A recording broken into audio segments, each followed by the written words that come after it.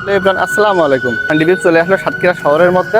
সাতক্ষীরাবাসী এবার সাতক্ষীরা শহরে বসে এই হান্ডি বিফের স্বাদ নিতে পারবে। হান্ডি বিফের স্বাদ নিতে হলে আপনাকে আসতে হবে সাতক্ষীরা পাখা ফুলের উত্তর পাশে, পাসপোর্ট অফিসের দক্ষিণ পাশে।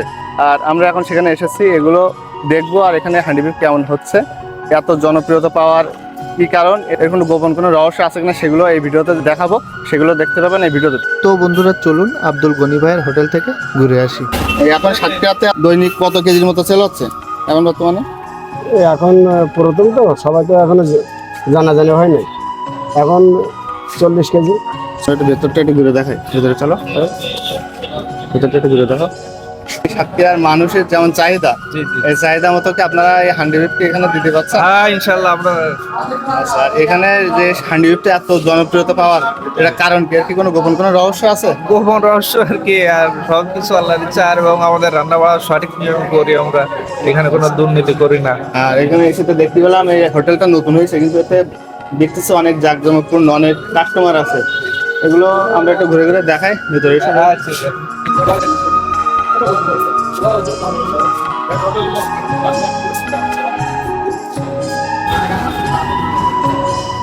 হান্ডি এখানে আসছি, অনেক এখানে সুনাম শুনছি, আসলে আসলাম এখানে বাস্তবে।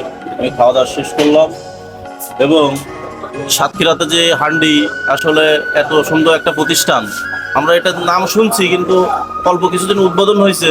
আমরা তো দেশের বিভিন্ন জায়গায় খেয়ে বেড়াই, আসলে এত সুন্দর স্বাদ। এই আব্বাসের হোটেল, অমুক হোটেল, তমুক হোটেল, সোনারগাঁও হোটেল, আসলে এর কাছে কিছুই না।